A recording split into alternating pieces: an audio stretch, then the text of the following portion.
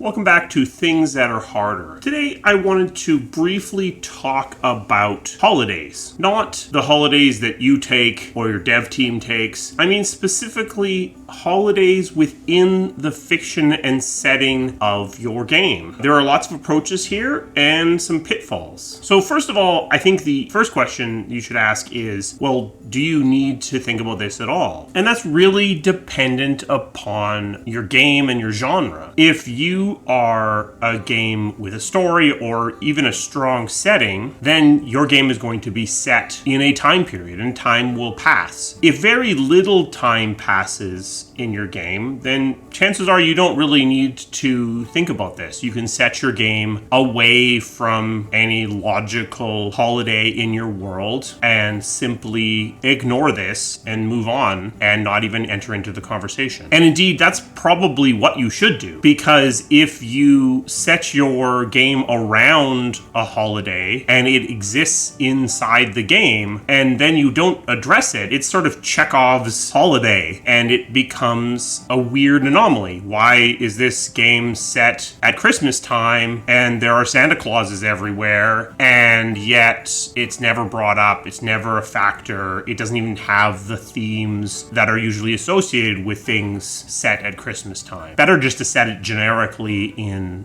winter in that case. But maybe your game has a short story and you set it at Christmas because you want those themes. You want to deal with Christmas. You want to essentially make a Christmas game. Well, that's perfectly acceptable. Just go in knowing that's what you're trying to do and make sure you do that on purpose. And honestly, you can kind of get away with something in between here. If you look at a game like Arkham City, this is a game that has a strong setting, has a strong story. It's really only taking place over, a few days? And yet they have Calendar Man sitting in a cell in the game who references whatever day it currently is if you go and visit him. He's there constantly drawing attention to the disconnect between the passage of time in the real world and the passage of time in the game. And does it undermine the game? Not really. He's not very important. So if you want to do that, it's an interesting touch. I'm not sure you're getting very much by doing that. If you want to have holidays in your game and it's got a short passage of time in it, pick one, make it about that, and recognize that yes, someone might play your Christmas game in July and be all covered in Christmas themes and snow, and just accept that that's the reality of it. But if your game with a story or strong setting takes place over a long enough period of time, then it starts to become a question, and you start to wonder about the holidays in this world. Doesn't necessarily mean you need to address it, but now you're getting to a period where, well, if the game takes a year of in-game time, surely some holidays happened. Now, you could have just never had any important events there, but maybe that's a missed opportunity, because maybe there's an opportunity for a more expositive section of your game that takes place at the equivalent of a Thanksgiving, or a more patriotic or nationalistic event that takes place at the equivalent of an Independence Day or a 4th of July. And this is really what it comes down to, is that holidays can be useful. They come with a shorthand of what is going on for your setting. But wait, you're not set in the modern day. You're not set in the real world at all. So how do you make these holidays? Well, when you look at holidays from really far away, you start to see some patterns to a lot of them. There's usually something that takes place near each of the solstices, each of the equinoxes, something that takes place on important historical days within the country or planet or community's history. And as a result, you can still use this shorthand. You can build holidays in your world that look an awful lot like existing holidays, with the very culturally specific bits removed and replaced by new set dressing from your setting. But the themes themselves can actually remain largely unchanged. So while in the Dragon Age universe you don't have Christmas, it makes sense that in the middle of winter, when days are at their shortest, that there would be some sort of rebirth, beginning of a new year, beginning of a new cycle kind of holiday. And you can lean into Christmas or New Year's for this holiday to just act as a form of shorthand in your fiction. You can see this in Star Wars: The Old Republic, where they have Life Day celebrations, which are a Star Wars analog to Christmas that takes place around Christmas. And it has many of the same visuals, many of the same expectations as the real world analog. When you do that, it's important to try to remember that hopefully you are not just a game targeting the English-speaking Western world. There are holidays and traditions from a multitude of cultures and a multitude of religions that you can potentially reference and draw upon. But when you're doing that, including when you're doing that with almost secular Christian holidays like Christmas, it is important to remember that for some people, drawing too direct of a connection is going to potentially lead to a backlash, either because they feel that you're being insensitive to the culture that you're referencing, or because they feel like you're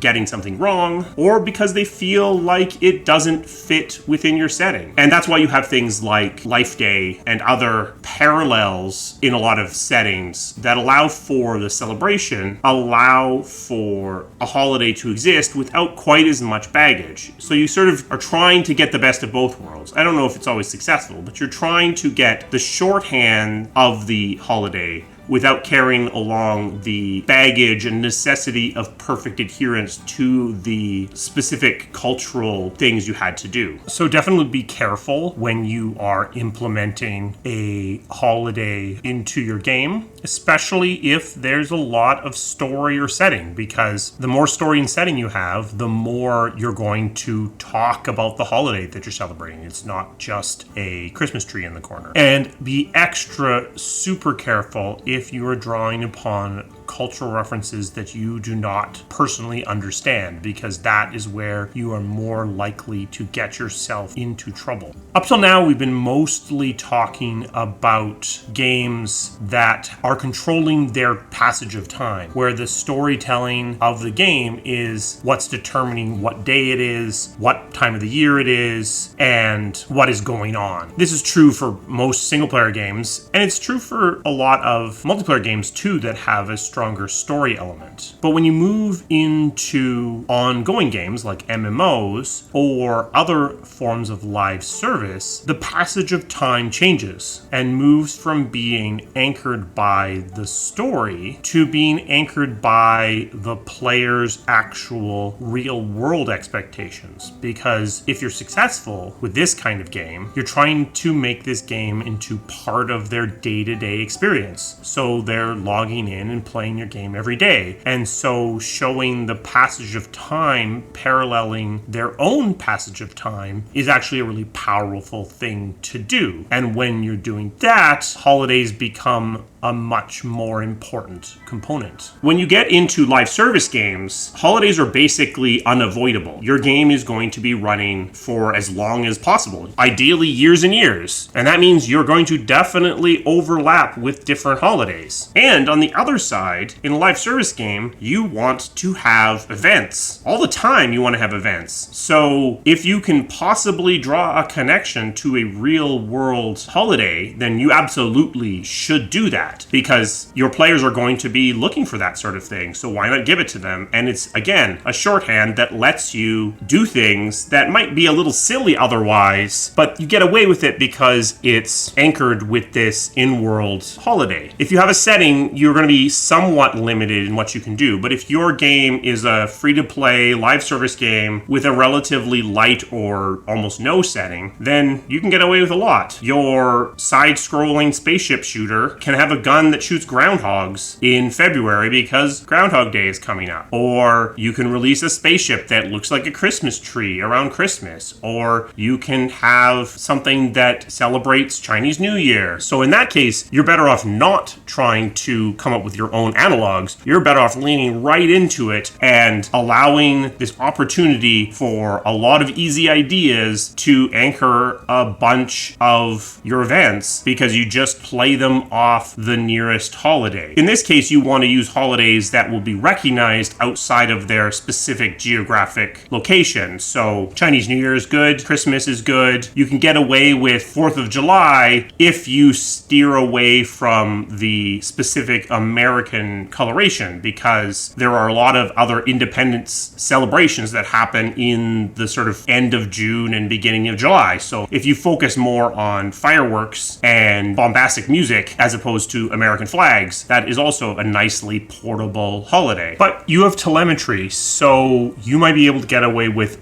very, very specific holidays. If your game is super popular in Turkmenistan and you need a holiday in August, maybe Melon Day. So I guess at the end of the day, in-fiction holidays aren't something that is harder than you think. It's just something you have to think about. You need to consider whether or not your game needs them or even wants them. And if it is a game with a strong story and or setting, then you want to probably port your holidays into the fiction of your setting and make them make enough sense within the context of your world building. If you are a live service game, you are going to want a lot of events, and holidays are a great opportunity for some relatively free theming on those events. And if you are a game that has very little story and very little setting, then you can just duplicate the real world holiday as long as you are respectful of the culture that you are taking the holiday from. Remember, you're building holidays that your players should recognize and be happy that you added into the game. You don't want to put something into the game that they're going to be mad about. What's the point of that? So if you are borrowing from other cultures, borrow from cultures that your players understand and be respectful and make holidays they're going to be happy for you to include. A special thanks to my members. They provide the resources this channel needs to keep running. If you are interested in becoming a member, there's a link down in the description. It would really help the channel out. If you found this video interesting, give it a thumbs up. That signals to YouTube that this is a video that is getting some attention, or share it with someone else that you think might find it useful. We're getting close to the end of the year. I will see you again soon. Thank you.